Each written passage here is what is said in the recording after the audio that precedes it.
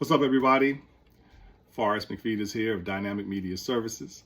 And I know you guys haven't seen me on Facebook for a while because my account got hacked. Had to get a new identity, had to do the whole nine, had to get everything restarted. But now I'm back. Just wanted to reassure everybody that just like Rise of the Next Afro-Future Renaissance and my latest cut Got Me, I'm still working on stuff and about to start a brand new, fresh out the pack hit right now. So what I'm going to do is I thought a good idea was to start from the very beginning and show you guys how a song is made. So this is part one. This is the receiving of what we call the MIDI file, the standard MIDI file. And the way things start is the part of the first part of the triad. Kenny Harris sends me a musical idea, a little short snippet. That's really what it is, a musical idea. No lyrics, it's just chords, it's just an idea off the top, or sometimes it's been really planned and thought out, and then it comes to me to be built out. So that's where we are right now. This is the very infant stage of songwriting. And what I wanted to do is take you through that and show you in this part how that happens and just take you through the journey and show you how it starts from the very beginning. And hopefully we'll have a really fun ride of seeing how this thing develops into an incredibly made song. So let's get started. Okay, so here we have on my screen the very first part of the beginning of a song. And right here you see a text from Kenny that says, just sent the Smith. So what is a Smith? A Smith is, it's an acronym for SMF, and it's called a standard MIDI file. And here we are, Kenny has sent in my email SMF, and that's the file right here. So what I do is I download it, and it looks like that. And he's titled it elon_ide.mid. And I'm going to take that file, that information, and I'm going to put it into my software, and we'll see what it sounds like. I have no idea what this sounds like. So let's get it started. All right. So I have drugged this standard MIDI file into my software. I use Digital Performer. Most people in the industry use Pro Tools, but I've been using Digital Performer for years. And it's very simple setup. It's got your tracks here. These are the MIDI file tracks. If I were to play this, if I push play, watch what happens. Nothing. All right? It's just running and you don't hear anything. My speakers are on, everything's activated. You don't hear anything. That's because this is data, it's not audio. And all these are the information that Kenny has sent.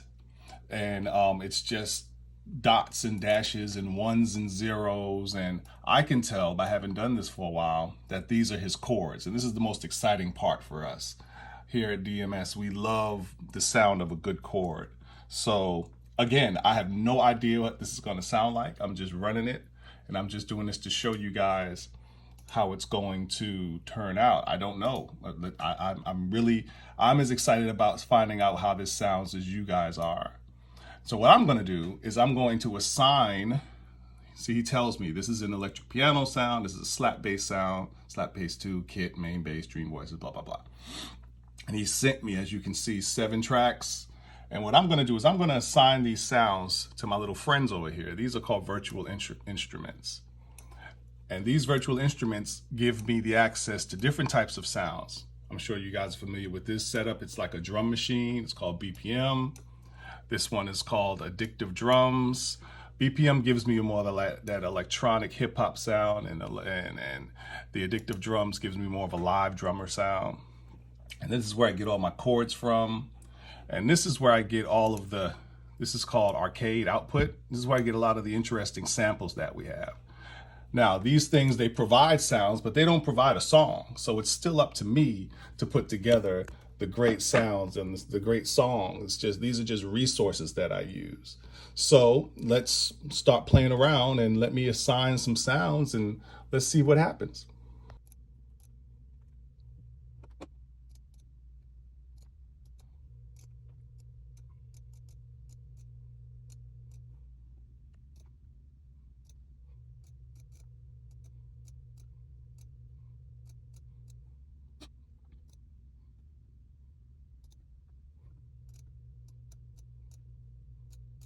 So without further ado, let's go ahead and play this thing and see what it sounds like.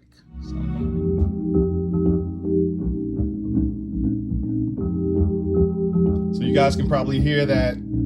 That's the EP.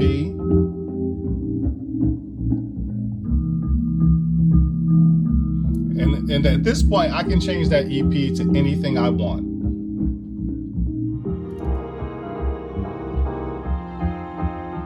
So for me at this tempo, I'm asking myself, one, can I sing over this?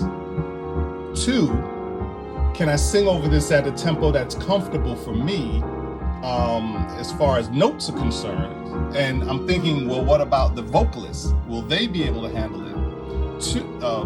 Three, is this tempo in a place that will allow me to really groove and be syncopated and hop over whatever beat is done? So the tempo of this right now is 120. And so I'm making some real personal decisions right now as I listen to this. I think the chords are fantastic. I can see that it's a real simple, engaging tune. I can hear that it won't be hard to attack the different phrases and words that I might put over it. But now I have to think stylistically. Now I have to think, well, okay, will it match what people are listening to today and give it a feel that people are familiar with? So those are the considerations that I have to take into account.